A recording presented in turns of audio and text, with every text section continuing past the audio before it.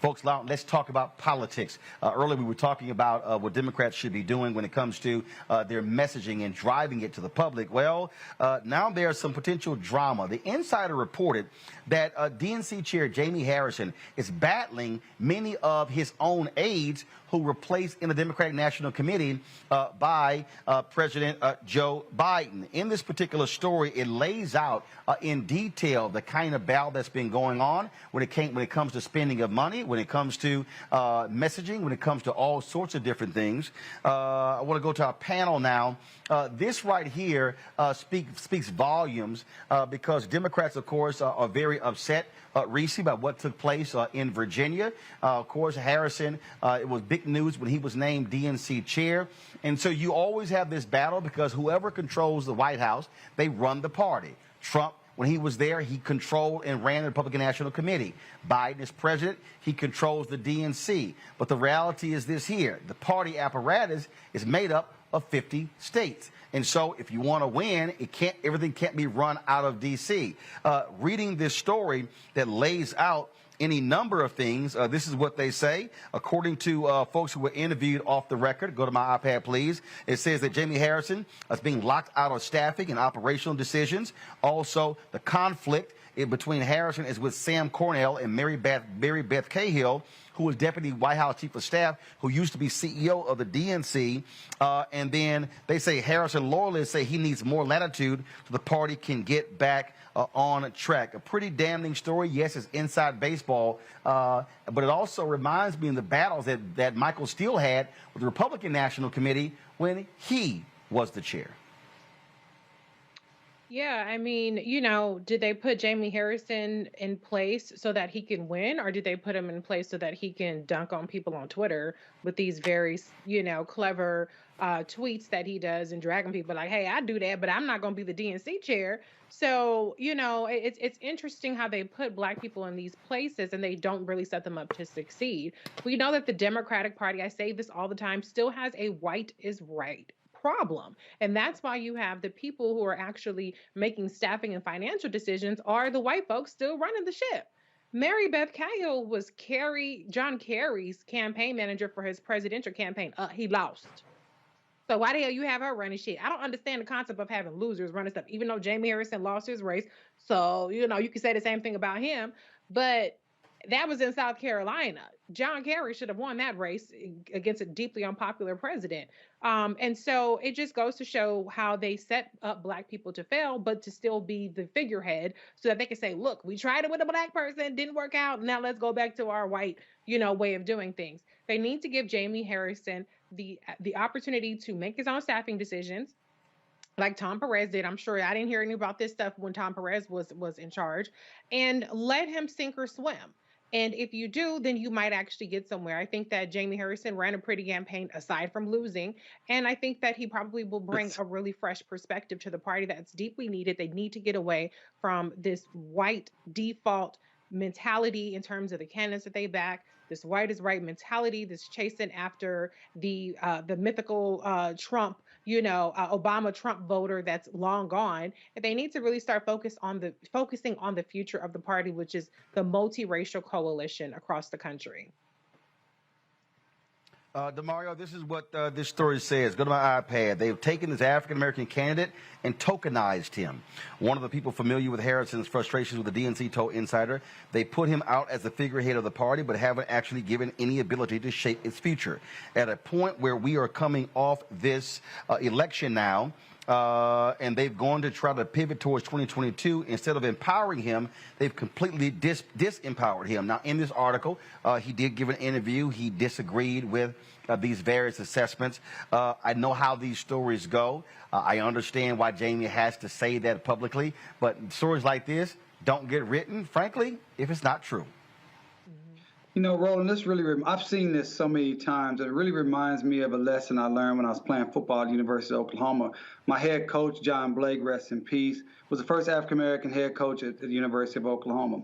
A young assistant coming from the Dallas Cowboys, coming off 2 Super Bowl wins. a OU alumni. When they brought him in, and I'm his in-law, he's an in-law of mine, so I know the backstory. When they brought him in, they said, we're going to hire you to be the head coach and let you be the face of this, but we're going to reserve the right to hire your offensive, defensive coordinator. And anybody know anything about football or sports in general, the offense, you need to bring in your own people, because you need to have people that's on your team that feel the same way you do, believe in your philosophy, what defense, offense you want to run. Obviously, that didn't work out. Within 3 years, Coach Blake was fired, and everybody knows the rest of the story with Coach Stoops. My point is, it sounds like that Mr. Harrison is in the very same scenario, and the only thing you can do in that situation is resign. Have respect for yourself, integrity for yourself, and say, look, this is not the job I signed up for. I'm not going to be the face of this when things go bad. You can point at me, but I have no power. My grandmother told me a long time ago, don't worry about status, get the power. Having the power without the status is okay. You can last a lifetime. Having the status without the power is a recipe to be set up and be flushed down the toilet stool soon as things go wrong. Mm-hmm. And on that particular point there, Greg, I'm going back to the insider story. This is what it says. Another friction point came weeks ago when the DNC approved a slate of new party delegates who will have a critical role in all manner of Democratic decision-making. Harrison had submitted a list of names to the White House to fill 75 at-large appointments. But the White House rejected nearly every name he wanted, according to two people familiar with the interaction. The point that DeMario makes there is very clear. Status means nothing if you do not have the power to create change. And we also know when it comes to things like the DNC, having power also means controlling the money. Yes, sir. Yes, sir. And I know you run a tight ship producing. I hope you might spend another second scrolling down. I caught that first two lines on Virginia. I find it of great interest, considering that yep. the Democrats. Then there's a recent episode that played out when they claimed that. Here's what it says right here. When Harrison hit the trail in Virginia, he needed a driver and staffers. He had spent months marshaling party support for what was supposed to be Terry McCullough's victory against the GOP candidate. But when he arrived in the Old Dominion for the final week of the crucial off-year gubernatorial race, he had to borrow a low-level staffer from an outside Democratic group. Three people familiar with the incident told Insider the DNC declined to book the driver a room at Harrison's hotel, forcing the staffer to drive some 2 hours each way to pick him up. Wow. Yeah, DeMar, I have to agree with you, brother. I mean, at some point, you have to have some self-respect. But one of the reasons I think that Jaime Harrison was picked was that he was thoroughly vetted. They know Jaime Harrison ain't going to bite that hand. Jaime Harrison is a faithful party soldier, just like those Democrats in Virginia that didn't stand up when Justin Fairfax was screaming, please, I want this investigation to go on, and asked two black women prosecutors in Boston and Durham to pursue this, and effectively cut the throat of somebody and stood with that soft white blackface wearing nationalist Ralph Northern and that Attorney General Herron, and basically gave the state to the white nationalist party 2.5 years ago. Jaime Harrison been vetted. He ain't gonna bite the hand. He's gonna salute the soft white nationalists and the Democratic Party and that machine in the White House, and they're going to go down, and we're all going to suffer. The Democratic Party seems hell-bent on destroying whatever even nominal resistance there is in this country to white nationalism. Now, the simple fact of the matter is that when we look at the history of the Democratic Party, we understand that, wasn't it Ron Brown? Ron Brown was the first DNC chair, black DNC chair, wasn't he? I'm trying to remember. But Yep. if He was first. Right, and if we remember how he got to be the chair, it wasn't because they wanted to do it. Jesse Jackson in 84 and 88 had basically blown up the party, and they were going to have a brokered convention in 88 in Atlanta. I remember because we were in law school. We was going to go down there. We was like, we're just going to tear this motherfucker up. Let's go. And in the week before the convention, when they nominated that stooge Dukakis, Jesse released his delegates to support Dukakis in exchange for getting all those seats. Joe Lewis's son got one, his son got one, but Ron Brown was made the chair of the party, and that was the person who basically was the architect of the victory of Bill Clinton in the next election cycle, even though he only won with a plurality of votes. Why am I bringing it up? That was probably the last successful DNC chair. No shade on Donna Brazile running Al Gore's campaign, who basically lowered the flag and conceded in Florida when they decided not to fight like they should fight. These white boys are not built for war.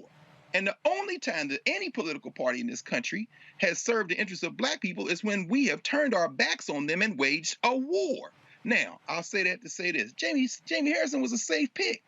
He knew what it was when he's in there. And he's a little frustrated now because as they fail, as they will likely fail in 2022 and 2024, and then we got to go to some kind of damn guerrilla warfare as this thing disintegrates, they're going to stick his cherub face on the failure and say, see, you Negroes did it again. But if they had just let him do everything he wanted to do, he's not going to color outside the lines. Ask Justin Fairfax. Bottom line here, folks, this is real simple. And that is when we talk about power, we talk about control, we talk about you have to actually put your foot down and take a stand. I'm quite sure that one of the areas where Jaime Harrison is ruffling some feathers, just like Michael Steele did, is who are the vendors. He probably wants more black vendors doing things in there. And so this is also where, and let me say this. Yeah, go ahead. I just want to say the Democratic Party, the DNC, has raised over $100 million to date. And y'all can't even give Jaime Harrison a driver and put his person up in a hotel room. That's why I said quit begging us for some damn money, because y'all ain't even spending it right. But it just goes to show the level of contempt that they have for him, that he's not even afforded the basic necessities or benefits that any other Democratic, national convention chair would be afforded. That's actually really disgraceful and insulting. And it really shows a lack. I'll tell you right now, point blank. I publicly said to Jaime, fire the entire DNC media team because they damn sure don't know how to create viral videos or how to drive messaging. I mean, so there's a fundamental problem there. And so, again, if you read the story, Jaime has denied a lot of those different things. He gave an on-the-record interview. Yeah, we know he had to do that, but the bottom line is this here. This article was a shot across the bow. And so I dare say, and here's the other deal. Who is Jaime Harrison's greatest benefactor? Congressman Jim Clyburn of South Carolina. So Congressman Clyburn, that's one of those things where, remember, Joe Biden ain't in there without you. That's where you make a phone call and say, Joe, get this shit straight or we're going to have a problem. See, to me, this is not a long conversation. And I know, and again, I said earlier, hand-to-hand combat. See, hand-to-hand combat, y'all, ain't always with your enemy. Sometimes is with your allies. Come on, yeah. That's right. I mean, this is politics, and politics is about who gets what, when, where, and how. It's about the allocation of resources. It's not about showing up at the Sunday school and saying, we love you. How are you going to slice the pie? And you're right. Representative Clyburn, my frat brother, he said that Joe Biden would remember us, right? That's what he said. Well, he's not remembering Jaime Harrison, and Jaime Harrison is analogous to us as a people. The lack of disrespect that Reese was talking about, they wouldn't even give him a driver because that's how they see us as a dispendable. We don't need to do those things for black people.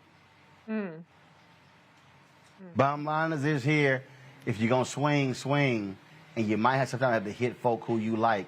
And so I did reach out to Jim Clyburn. He's traveling today. And so I wanted to have him on to talk about the story we're going to discuss next after this break, and that is trying to restore some of the racial inequities for the GI Bill. I did reach out to Jaime Harrison as well. They tried to get him on the show anyway to talk about what's next for the Democrats. So hopefully we'll make that happen as well. Back to that roll my unfiltered video in just one moment.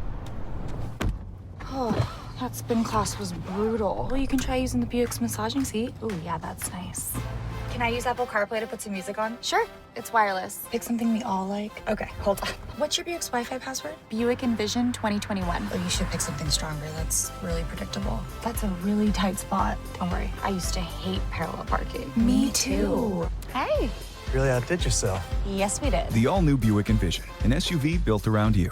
All of Time to be smart. Roland Martin's doing this every day. Oh, no punches! Thank you, Roland Martin, for always giving voice to the issues. Look for Roland Martin in the whirlwind, to quote Marcus Garvey again. The video looks phenomenal, so I'm really excited to see it on my big screen. Support this man, Black Media. He makes sure that our stories are told. See, this difference between Black Star Network and Black-owned media and something like CNN. I got to defer to the brilliance of Dr. Carr and to the brilliance of the Black Star Network. I am Roland with Roland all the way. Honored to be on a show that you own. A black man owns the show. Folks, Black Star Network is here. I'm real revolutionary right now. Roland was amazing on there. Stay black. I love y'all. I can't commend you enough about this platform that you've created for us to be able to share who we are, what we're doing in the world, and the impact that we're having. Let's be smart. Bring your eyeballs home. You can't be Black-owned media and be scared. You dig?